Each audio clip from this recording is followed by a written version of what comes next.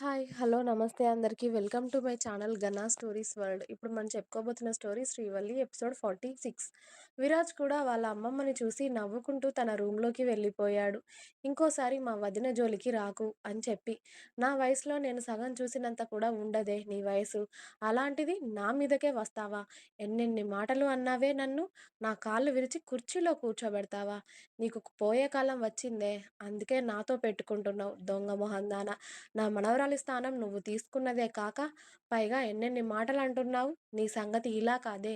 నిన్ను ఈ ఇంట్లో నుండి బయటకి గెంటేసిన రోజు చెప్తాను. నిన్ను ఈ ఇంట్లో నుండి వెళ్ళగొట్టకపోతే నా పేరు ఇంద్రాణినే కాదే! మార్చి పెట్టుకుంటాను నా పేరు.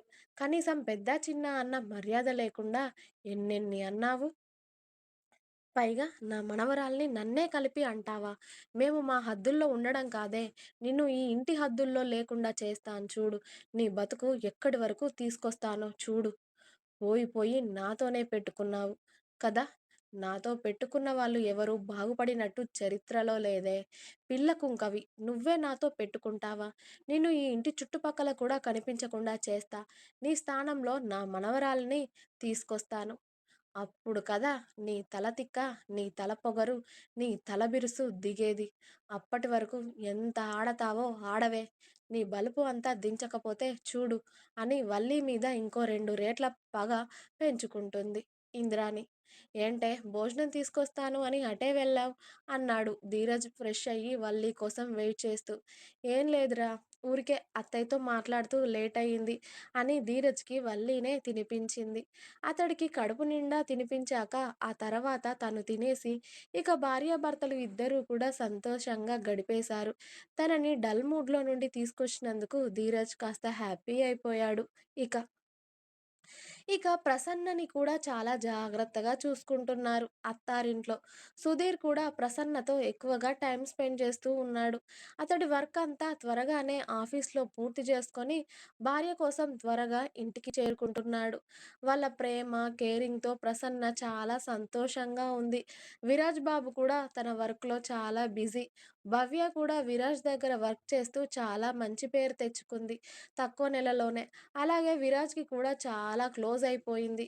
ఒకరోజు ఒక మోడల్ ఫోటోషూట్ ఉండడంతో విరాజ్ దానికోసమే తన వర్క్ అంతా సిద్ధం చేసుకొని ఇక ఆ అమ్మాయిని వివిధ రకాల పోజుల్లో ఫోటోలు తీస్తూ బిజీగా ఉన్నాడు. అక్కడ భవ్య పాప కూడా అక్కడే ఉండి ఆ మోడల్‌ని చూసి చూసి విసుగెత్తి విరాజ్ వంక చూసింది. ఆ రోజు Viraj black shirt and blue జీన్స్‌లో చాలా హాట్‌గా కనబడుతూ ఉన్నాడు. పైగా అక్కడ ఉన్న ప్రతి అమ్మాయి కూడా అతడినే చూస్తూ సైట్ కొడుతూ ఉన్నారు. భవ్య ఆ విషయం కూడా గమనించి చాలా పరీక్షగా చూస్తూ ఉంటుంది అతడిని. తెల్లటి రంగు, సిల్కీ హెయిర్, కండలు తిరిగిన బాడీ, 6 ఫీట్ హైట్, చాలా బావుంటాడు విరాజ్ సినిమాలో హీరోలాగా. అతడిని చూసిన ఏ అమ్మాయి అయినా కూడా ఇట్టే ఇష్టపడుతుంది. అంతలా హ్యాండ్సమ్‌గా ఉంటాడు అన్నమాట విరాజ్. భవ్యకి కూడా ఆ రోజు ఎందుకో విరాజ్‌ని అలా చూడగానే తన మనసు కూడా అదుపు తప్పుతుంది. అలాగే విరాజ్‌ని చూస్తున్న ఆడవాళ్ళందరూ అదే టైంలో కోపం వస్తుంది గానీ, తను ఏం జేయలేదు కదా! అందుకే ఆ కోపం అంతా దిగమింగుకొని విరాజ్‌నే చూస్తూ గడిపేస్తుంది ఆ రోజంతా కూడా. విరాజ్ వెళ్ళేటప్పుడు కూడా అతడితోనే బయటకు వెళ్ళి బాయ్ సార్ అని చెప్పి అతడు కారులో వెళ్తుండగా, అతడు కారు మను అతడి కారు కనుమరుగు అయ్యే వరకు అతడిని చూసి తనలో తనే నవ్వుకొని ఇంటికి వెళ్ళిపోతుంది భవ్య. మరుసటి రోజు ఉదయం, ఆ రోజు భవ్య పుట్టినరోజు.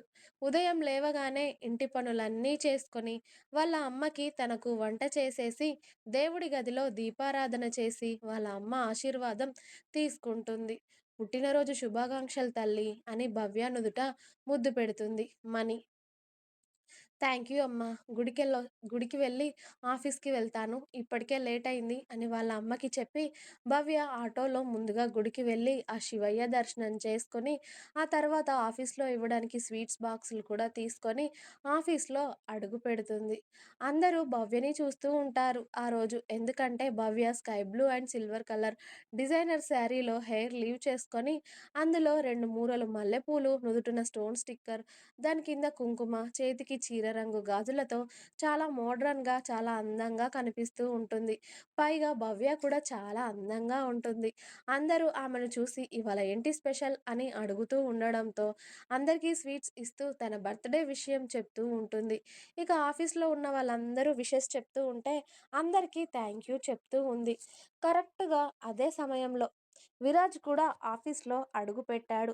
విరాజ్ ఏదో ఫోన్ నొక్కుకుంటూ అందరూ నిలబడి ఒక దగ్గర మాట్లాడుకోవడం చూసి, అలాగే వాళ్ళ నవ్వులు వినిపిస్తూ కొందరు మొగాళ్ళు అయితే ఫ్రీగా భవ్యకి సైట్ కొట్టడం చూస్తూ ఏంటా అని చూసేసరికి భవ్యను చూసి విరాజ్ కూడా స్టన్ అవుతాడు. ఎందుకంటే ఆమె అందం అంతలా మతిపోయేలా ఉంటుంది. విరాజ్ కూడా 2 క్షణాల పాటు భవ్య నుండి చూపు తిప్పుకోలేక, ఆ తర్వాత అతడిలో అతడే నవ్వుకొని, ఈ అమ్మాయి కూడా చాలా అందగత్తెనే అనుకొని అతడి క్యాబిన్‌కి వెళ్ళిపోతాడు. అతడు పనిచేస్తున్న ఎన్ని సంవత్సరాలలో ఎంతోమంది మోడల్స్‌ని, గొప్ప గొప్ప వారిని చూశాడు. కానీ అతడికి ఎప్పుడూ కలగని ఫీలింగ్ భవ్యని చూడడంతోనే కలుగుతుంది. ఎందుకో అతడి మదిలో భవ్య రూపమే మెదులుతూ ఉండగానే విరాజ్ వచ్చిన సంగతి తెలుసుకున్న భవ్య స్వీట్ బాక్స్ పట్టుకొని మే ఐ కమిన్ సార్ అని విరాజ్ డోర్ తడుతుంది. కమిన్ అనగానే భవ్య నవ్వుతూ గుడ్ మార్నింగ్ సార్ అని వచ్చి విరాజ్ ముందు స్వీట్ బాక్స్ పెడుతుంది. ఆల్రెడీ భవ్య బర్త్డే అని వాళ్ళ మాట మధ్యలోనే విన్న విరాజ్ హ్యాపీ బర్త్డే భవ్య అని ముందుగా స్వీట్ తీసుకొని భవ్యకే తినిపిస్తాడు విరాజ్.